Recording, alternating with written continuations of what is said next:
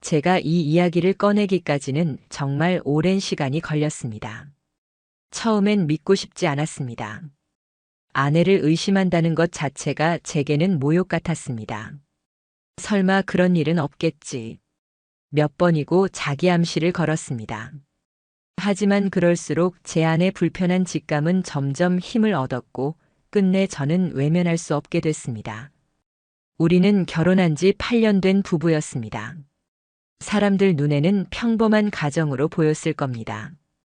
퇴근하면 집에 불이 켜져 있고 아이가 문 앞에서 아빠 하고 뛰어나오고 아내가 싱긋 웃으며 문을 열어주는 모습. 사실 저도 그런 일상 속에서만큼은 제가 꽤 괜찮은 사람이 된 듯한 착각을 하곤 했습니다. 그때 우리 딸은 초등학교 1학년이었습니다. 이제 한글도 어느 정도 읽고 숫자 계산도 제법 하는 귀여운 나이였죠. 아내는 아이 교육 문제에 유독 열정적이었습니다. 아이는 내가 책임질게 당신은 일만 열심히 해. 그 말을 믿었고 저도 그게 맞다고 생각했습니다. 맞벌이지만 저는 회사 일이 많았고 아이와 함께할 시간은 빠듯했으니까요. 우리는 딸을 다른 친구들처럼 여러 학원에 보냈습니다. 영어, 수학, 피아노. 그리고 거기에 하나가 더 추가됐습니다. 아이가 스스로 원했던 바이올린 수업이었습니다. 문제는 바로 그 선택에서 시작됐습니다. 집 근처에서 찾은 작은 음악학원. 낡은 건물 2층에 위치했고 복도엔 오래된 바이올린 소리와 함께 곰팡이 냄새가 은근 배어 있었습니다. 그런데도 아내는 긍정했습니다. 외관보다 중요한 건 아니지. 원장이 경력도 오래됐다잖아. 아이의 담당 선생님은 김지훈이라는 젊은 남자였습니다. 나이는 28, 30 무렵으로 보였고 겉보기에는 활기차고 성실한 인상이었습니다. 저는 처음 그를 봤을 때 그저 에너지 넘치는 청년 강사 정도로 여겼습니다. 아이가 무겁게 느끼지 않고 꾸준히 배우길 바랐기에 오히려 잘 됐다고 생각했죠. 아내는 매번 딸을 학원에 데려갔습니다. 대기실에 앉아 책을 보며 기다렸다가 수업이 끝나면 아이와 함께 나오곤 했습니다. 사실 저는 그런 아내가 고마웠습니다. 아이를 챙기며 집안일까지 하는 게 쉬운 일이 아니었으니까요. 저는 늘 고마워, 내가 더 잘할게. 라며 감사 인사를 하곤 했습니다. 하지만 작은 변화가 눈에 띄기 시작했습니다. 처음엔 아내의 외출 준비 시간이 길어진 게 이상했습니다. 학원에 데려다 주는 거라면 평소 차림이면 충분할 텐데 아내는 어느 순간부터 옷차림을 특별히 신경 쓰기 시작했습니다. 예전과 달리 립스틱을 새로 사는 일이 잦아졌고 전에 쓰지 않던 향수를 은은하게 뿌리기도 했습니다. 저는 웃으며 물었습니다. 오늘 무슨 약속 있어? 왜 그렇게 꾸몄어? 그녀는 태연히 대답했습니다. 다른 엄마들도 있는데 너무 대충 입고 가면 좀 그렇잖아. 그 말은 일리 있었습니다. 그때까지만 해도 저는 크게 의심하지 않았습니다. 그런데 아이의 태도가 달라지면서 제 마음은 점점 더 불안해졌습니다. 예전에는 아이가 학원에 다녀오면 배운 곡을 흉내내며 신나서 떠들곤 했습니다. 아빠, 오늘 선생님이 내가 활 잡는 거 칭찬했어. 그렇게 자랑하던 아이가 어느 순간부터 대답을 짧게 하기 시작했습니다. 어땠어? 물으면 그냥. 무슨 곡 배웠어? 몰라. 아이가 갑자기 말을 줄이는 건 이상했습니다. 아이는 본래 밝고 수다스러운 성격이었기 때문에 무언가 변했음을 직감할 수밖에 없었습니다. 그리고 어느 날 아내가 말했습니다. 오늘 수업 좀 길어졌어. 1시간 반이나 했네. 원래 수업은 정확히 1시간. 그날 특별한 일이 있었나 싶어 저는 별 생각 없이 딸에게 물었습니다. 오늘은 오래 했구나? 어떤 곡 했어? 딸은 무심히 대답했습니다. 아니야, 수업은 30분만 했어. 근데 엄마가 선생님이랑 얘기하느라 늦게 나온 거야. 그 순간 제 머릿속에서 뭐가 연결되는 느낌이 들었습니다. 아, 수업이 길었던 게 아니라 엄마가 따로 이야기를 오래 하고 있었던 거구나. 단순한 상담일 수도 있겠지만 굳이 아이에게까지 숨겨야 했던 이유가 뭘까? 그 의문이 제 가슴에 날카롭게 박혔습니다. 그날 밤 저는 잠을 이루지 못했습니다. 아내의 모든 행동이 섬뜩하게 새롭게 떠올랐습니다. 학원에 다녀온 날은 늘 기분이 들떠 있었습니다. 휴대폰을 붙잡고 누군가와 대화하듯 웃다가도 제가 가까이 다가가면 잽싸게 화면을 닫았습니다. 샤워 후에도 굳이 향수를 뿌리고 침대에 눕곤 했습니다. 예전 같으면 제가 다가가 안아줄 때 활짝 웃던 아내가 이제는 손끝만 스쳐도 예민하게 밀쳐냈습니다. 지금 피곤해. 좀 놔줘. 차갑고 날 선 반응이 반복됐습니다. 저는 점점 낯선 사람을 옆에 두고 사는 기분이 들었습니다. 결국 저는 아내의 핸드폰을 보기로 결심했습니다. 스스로도 비참했습니다. 믿어야 할 배우자를 의심하고 몰래 훔쳐본다는 행위가 얼마나 비열한 건지 알았지만 더는 버틸 수 없었습니다. 어느 날 새벽 아내가 샤워하러 들어간 사이에 핸드폰을 열었습니다. 하지만 확인한 기록은 너무 깨끗했습니다. 통화, 문자, 카톡 모두 딱히 흔적이 없었습니다. 아니, 없다는 자체가 수상했습니다. 흔적이 없도록 정리된 것 같았습니다. 확신이 무서운 속도로 제 가슴을 파고들었습니다. 저는 결국 복구 앱을 설치했습니다. 며칠 뒤 삭제된 메시지 목록이 떠올랐습니다. 그 순간 제 눈을 의심했습니다. 지훈 선생님이라는 이름이 떴고 그와 주고받은 메시지가 복구된 겁니다. 짧은 농담, 사진과 대화. 무엇보다 두 사람이 함께 찍은 사진 몇 장이 있었습니다. 아내가 셀카를 찍으며 웃는 얼굴 옆에 지훈이 고개를 기울여 함께 비치는 사진. 그리고 학원 안쪽으로 보이는 배경 속에서 두 사람이 딱 붙어 선 모습. 그리고 마지막 장면. 지훈이 우리 딸의 작은 바이올린을 들고 아내와 나란히 웃고 있는 사진. 그 사진을 보는 순간 제 손은 힘을 잃고 휴대폰을 바닥에 떨어뜨릴 뻔했습니다. 숨이 막혔습니다. 온몸에 피가 빠져나가는 듯 했습니다. 그때 저는 직감했습니다. 아내와 지훈은 이미 오래전부터 선을 넘어버렸구나. 그날까지 보았던 모든 이상한 정황들이 한순간에 선명하게 맞춰졌습니다. 아내의 외출 준비, 딸의 단답, 아내의 차가운 태도, 그 은밀한 웃음들. 모든 퍼즐이 하나로 연결되며 저를 파괴했습니다. 저는 그날 이후 달라졌습니다. 더는 순진하게 의심만 하는 남편이 아니었습니다. 이제는 결심한 인간이 되었습니다. 감정은 접어두자. 증거로 확인하자. 반드시 밝혀내자. 저는 그 순간부터 배우자가 아닌 수사관의 시선으로 아내를 보기 시작했습니다. 자신을 속이는 사람과 함께 산다는 건 지옥 같았지만 진실을 마주하지 않는 건 더 큰 지옥이라고 생각했으니까요. 아내의 진실을 확인한 그날 이후 제 안의 세계는 완전히 바뀌었습니다. 이제 저는 감정에 함부로 휘둘리지 않기로 다짐했습니다.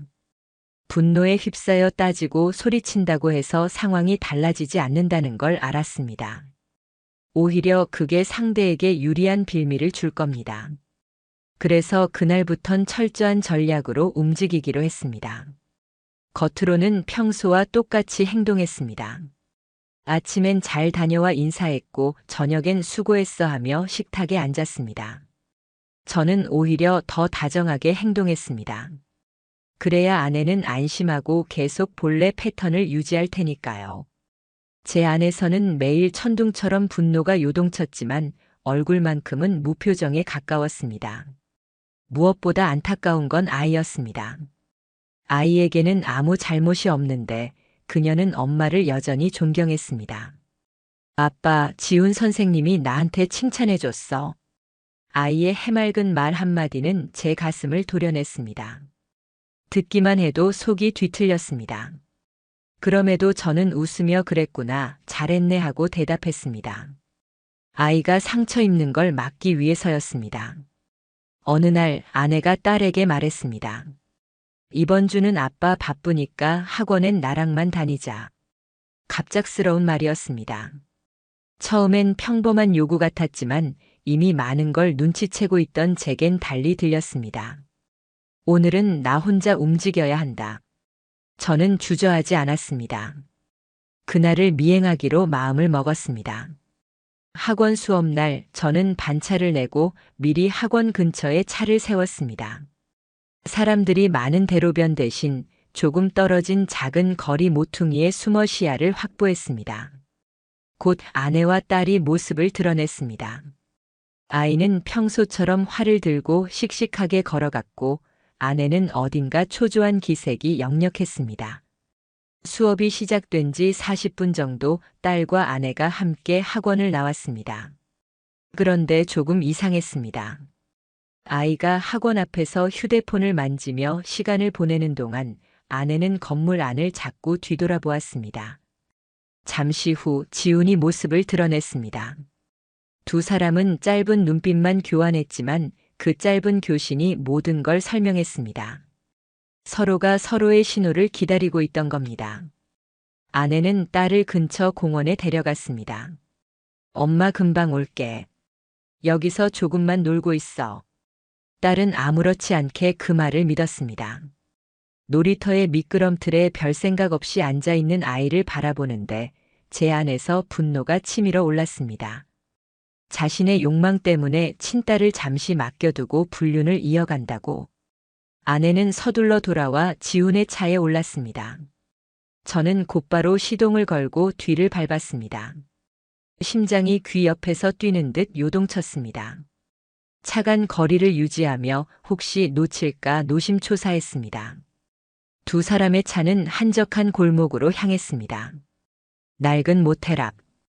차가 멈추자 아내와 지훈은 주저하지 않고 안으로 들어갔습니다. 우리 집에서 멀지 않은 거리였습니다. 평소 가족끼리 자주 지나던 길이 눈앞에 낯설게 비틀려 보였습니다. 저는 손목에 소름이 돋았습니다. 여기가 이제 증거의 좌표가 된다는 사실이 역설적이었습니다. 우리 일상의 일부분이 돌이킬 수 없는 파멸의 장소가 돼버린 겁니다.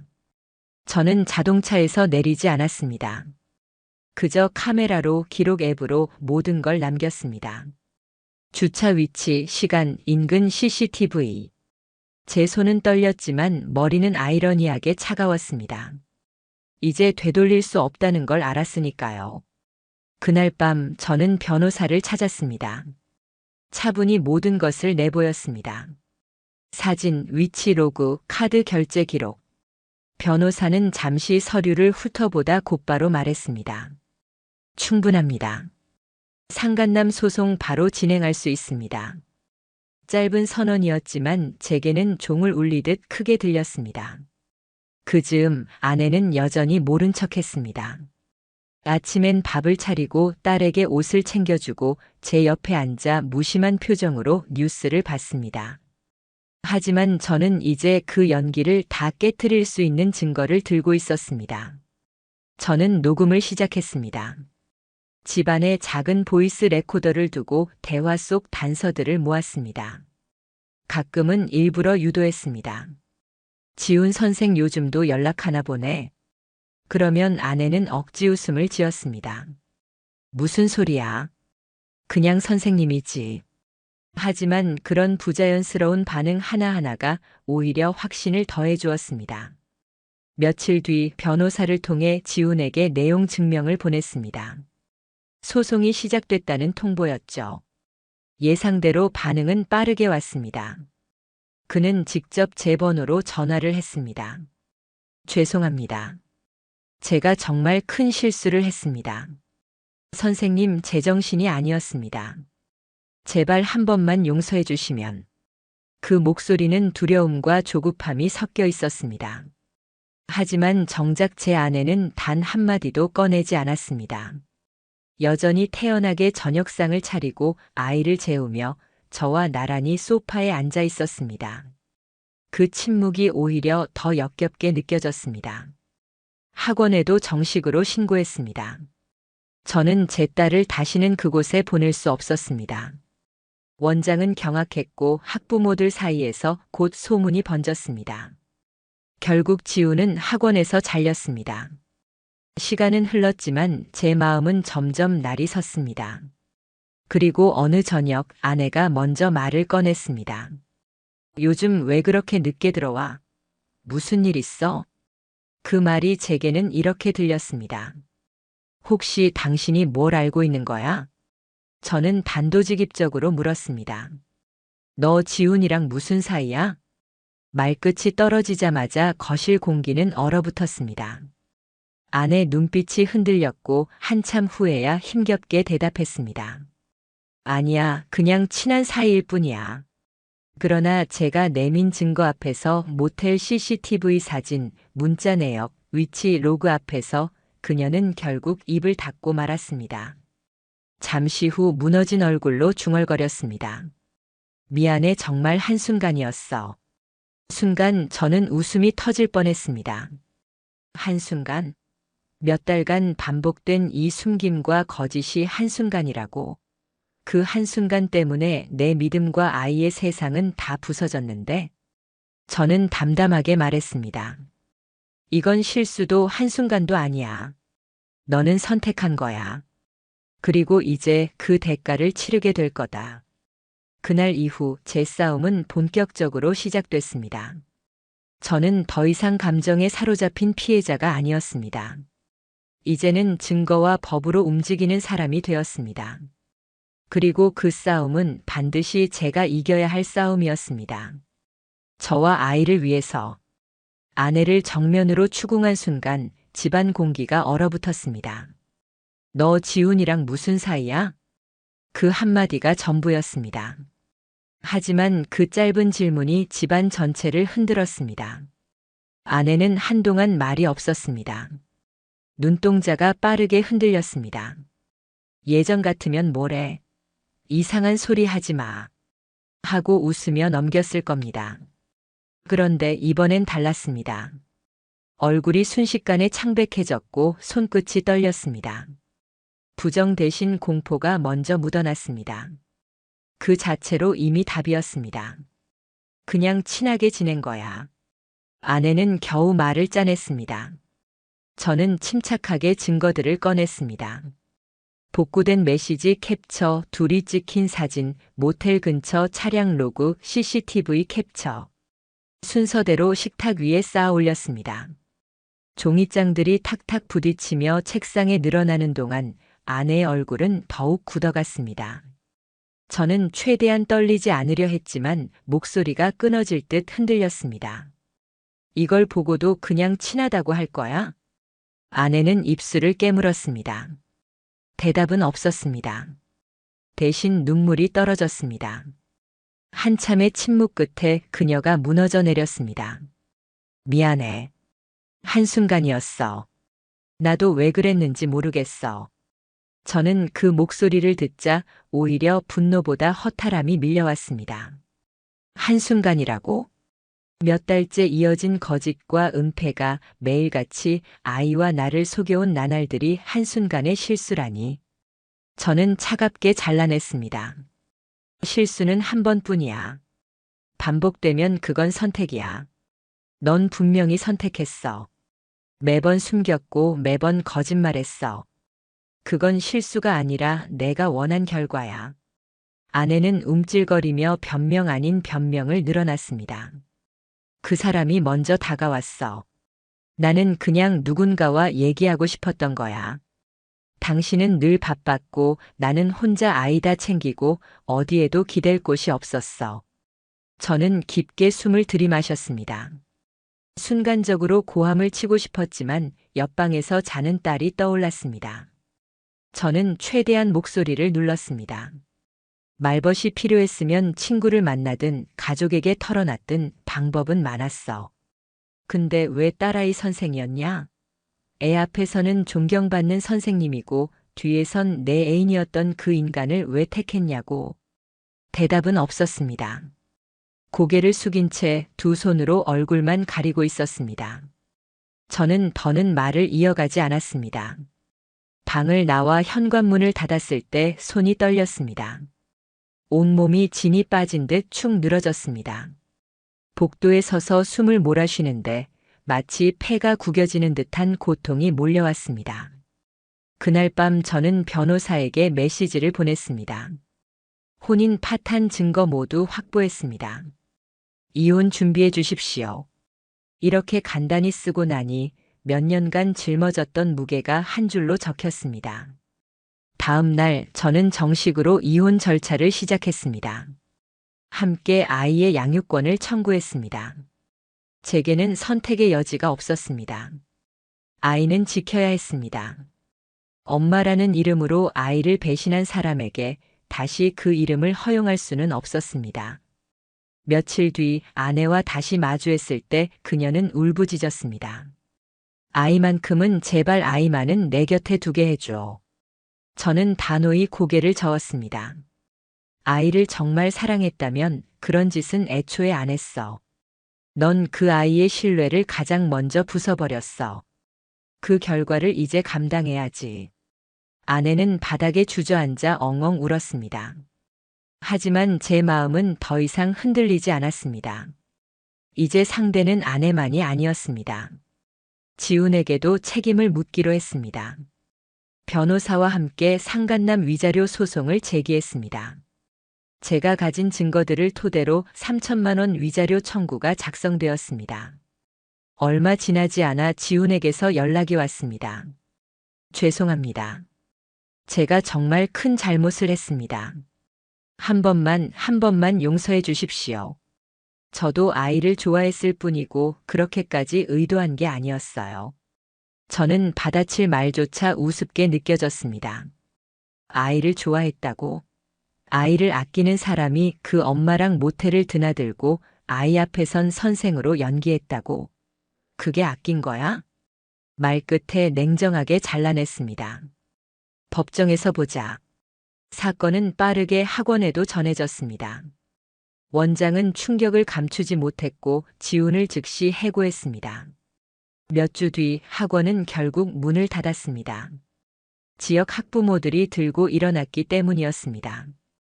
저는 집에 돌아와 아이와 조용히 함께 앉아 있었습니다. 딸은 제가 조금 달라졌다는 걸 눈치챘는지 제 손을 꼭 붙잡고 있었습니다. 그 순간 깨달았습니다. 이 모든 고통 속에서도 내가 반드시 지켜야 할 건 결국 이 아이 하나라는 사실을. 그날 밤 저는 속으로 다짐했습니다. 더 이상 흔들리지 않겠다. 아내의 눈물에도 상간남의 읍소에도. 감정에 머물지 않고 끝까지 이겨내겠다. 그리고 다시 냉혹하게 법과 증거로 싸움에 임하기로 했습니다. 재판이 끝났을 때 모두가 제게 말했습니다. 그래도 이젠 속 시원하겠다. 이겼잖아. 저를 위로하는 말이겠지만 그 순간 제 마음은 허전하기만 했습니다. 법적 절차에서 승리했다고 해서 곧바로 평안이 찾아오는 건 아니었습니다. 내 삶은 이미 깊게 찢겨 있었고 아이의 세계 또한 흔들린 뒤였습니다. 매일의 일상은 전쟁 같았습니다. 아침마다 딸아이를 깨우고 밥을 차려주며 옷을 챙겼습니다. 제가 출근해야 하니 바쁘게 움직였고 저녁에는 다시 데리러 갔다가 숙제를 봐주고 빨래를 널고 방 청소까지 했습니다. 모든 걸 혼자 감당해야 했습니다. 힘들었습니다. 분명히. 하지만 이상하게도 그 힘들 속에서 묘한 평온을 느꼈습니다. 더 이상 거짓된 눈빛을 맞출 필요가 없었고 원치 않는 긴장을 안고 집에 들어설 이유도 없었습니다.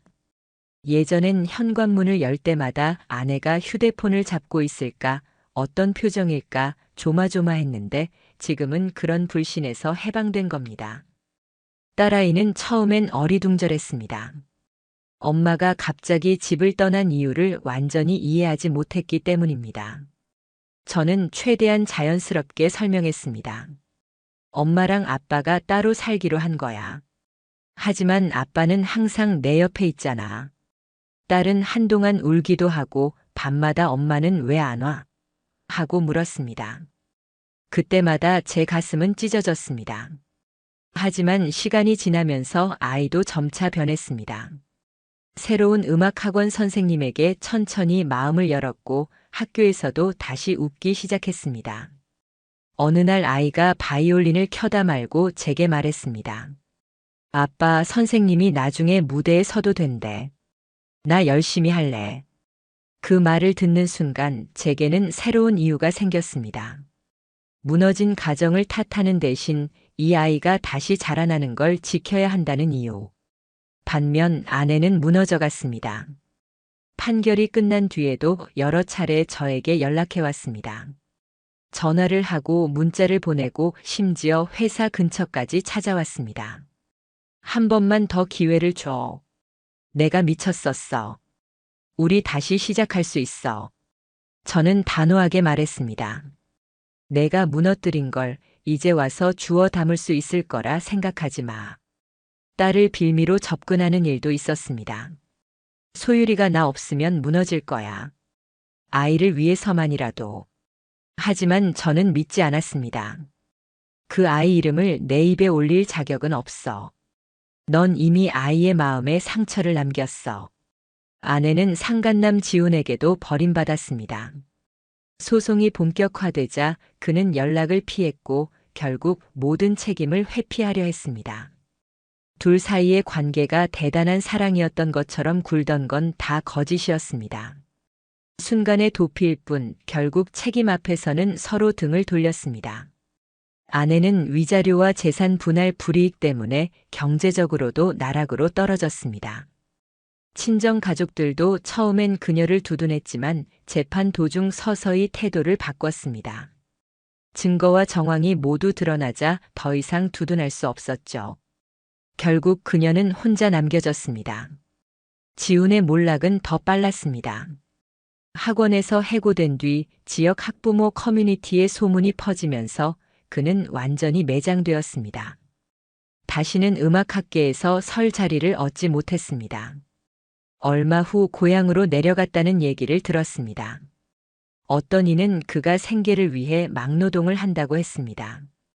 음악만 해오던 사람이 손에 굳은 살을 박아가며 삽을 든다는 사실이 씁쓸한 아이러니처럼 다가왔습니다.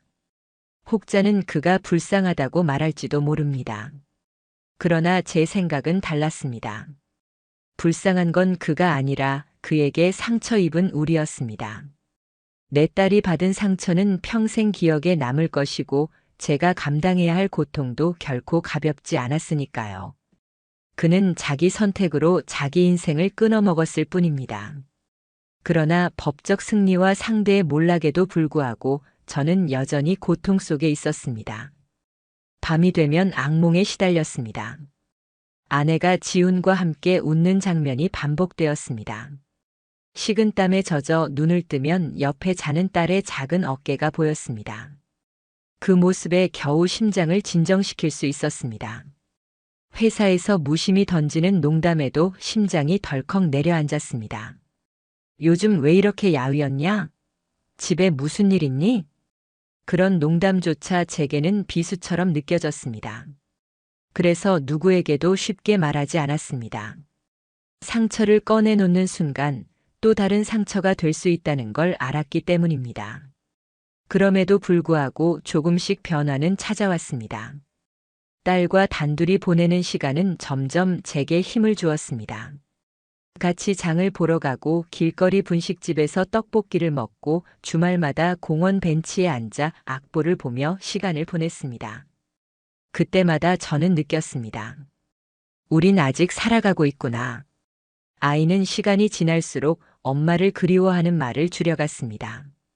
공허한 표정으로 왜 엄마는 안 와? 라고 묻던 아이가 차츰 아빠, 우리 오늘 어디가? 라며 웃었습니다.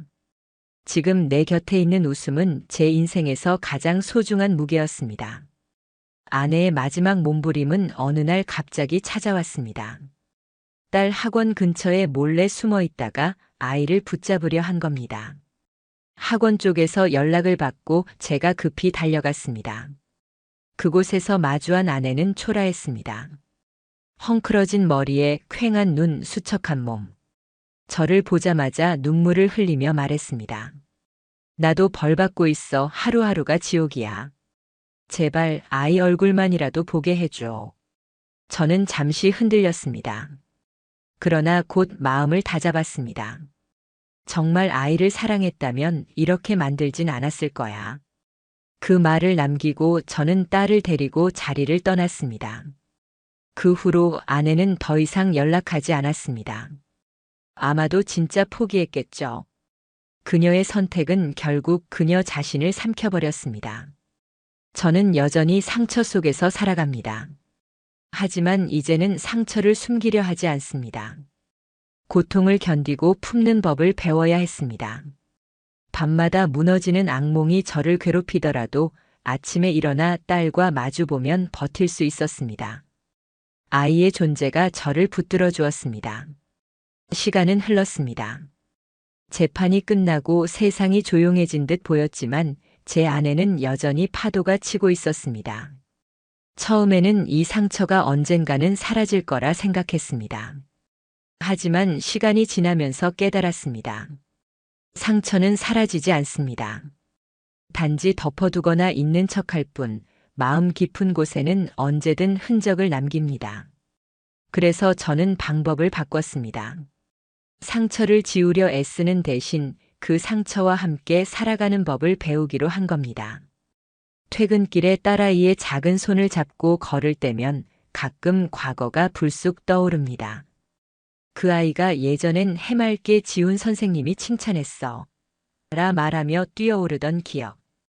그 무구한 웃음이 이제는 너무 잔인하게만 느껴집니다. 누구보다 맑았던 그 순간이 결국 엄마의 이중적인 살 때문에 무너졌다 생각하면 가슴이 또 묵직해집니다. 그러다도 곧 깨닫습니다. 이 아이는 여전히 웃고 있고 여전히 제 곁에 있습니다. 그 현실을 단단히 붙잡는 것이 지금의 제 몫이라는 걸요. 분류는 단순한 배신이 아닙니다. 부부 사이의 문제로만 끝나는 게 아닙니다. 아이의 세계 속 가족이라는 울타리를 통째로 무너뜨린 범죄였습니다. 하지만 그들은 마치 자신들의 감정이 전부인 것처럼 행동했습니다. 미래에 대한 책임 같은 건 눈앞에서 사라진 불꽃처럼 무시했고요. 물론 그 대가를 치르긴 했습니다. 상간남 지우는 위자료 판결 그 자체보다 더 큰 것을 잃었습니다. 돈은 어떻게든 시간이 지나면 감당할 수 있겠지만 그는 직업과 신뢰 그리고 인생의 뿌리를 송두리째 잃어버렸습니다. 음악이 전부였던 사람, 무대에서 연주하며 살던 사람이 이제는 그 어떤 교육기관에서도 받아주지 않았습니다. 결국 흘러나온 소문은 고향으로 내려가 허드렛 일로 생계를 잇고 있다는 것. 처음 들었을 땐 인간적으로 측은한 마음이 일순 스쳤지만 곧 사라졌습니다. 불쌍한 건 그가 아니라 그에게 상처받은 사람들이었습니다. 내 딸이, 나 자신이. 그는 선택을 했고 책임을 회피하다가 결국 스스로의 인생을 삼켜버렸을 뿐입니다. 전 아내 역시 마찬가지였습니다. 처음엔 재판장에서 나도 피해자다라는 듯 울먹였지만 판결이 내려진 이후 그녀의 삶은 줄곧 내려막길이었습니다. 위자료와 재산 분할 불이익으로 재정적 기반이 무너졌고 친정에서도 노골적으로 등을 돌렸습니다. 세상 그 누구보다 가까웠던 딸에게도 멀어졌습니다. 만남은 한 달에 한 번, 그것도 딸이 원치 않으면 성사되지 않았으니 사실상 단절된 것이나 다름없었습니다. 어느 순간 저는 깨달았습니다. 그녀가 저지른 일은 결국 자기 인생을 가장 깊게 파괴한 독이 된 거라고. 다시는 안 그럴게라는 가벼운 말이 얼마나 무의미한지를 그녀는 자신의 삶으로 입증했습니다. 그 사이 딸은 자라나고 있었습니다. 엄마를 그리워하던 시간은 점점 줄어들었고 대신 학교 친구들과의 추억이 늘어났습니다. 악기를 잡는 손가락이 조금 더 단단해졌고 무대에 서고 싶다는 커다란 꿈을 이야기하기 시작했습니다. 그리고 어느 날 밤 딸이 조용히 제게 말했습니다. 아빠, 나는 커서 절대 남한테 상처 안 줄 거야. 나 약속할게. 그 말에 저도 모르게 눈물이 터져 나왔습니다.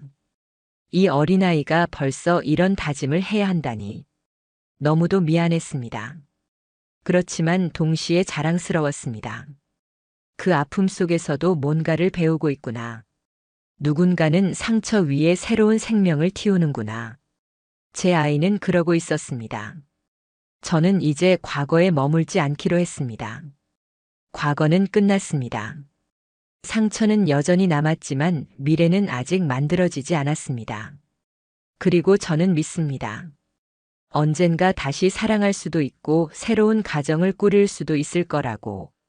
다만 이번에는 누구보다 단단한 사람으로서 흔들리지 않는 진심으로서 시작할 겁니다. 그게 제가 아이에게 보여줄 수 있는 가장 큰 유산입니다. 혹시 이 이야기를 보고 계신 분들 중에서도 저와 같은 고통을 겪는 분이 있다면 꼭 기억해 주시길 바랍니다. 당신은 잘못한 게 없습니다. 부끄러워할 이유도 고개 숙일 이유도 없습니다. 끝까지 싸우십시오. 다만 감정으로 휘둘리지 말고 증거와 사실로 용기로 싸워야 합니다. 그리고 잊지 마세요. 아무리 깊은 상처라도 그것을 견뎌낼 힘은 반드시 우리 안에 있다는 것을. 시간이 좀 더 지나면 언젠가는 지금보다 훨씬 더 따뜻하고 평화로운 하루가 찾아옵니다. 저처럼요.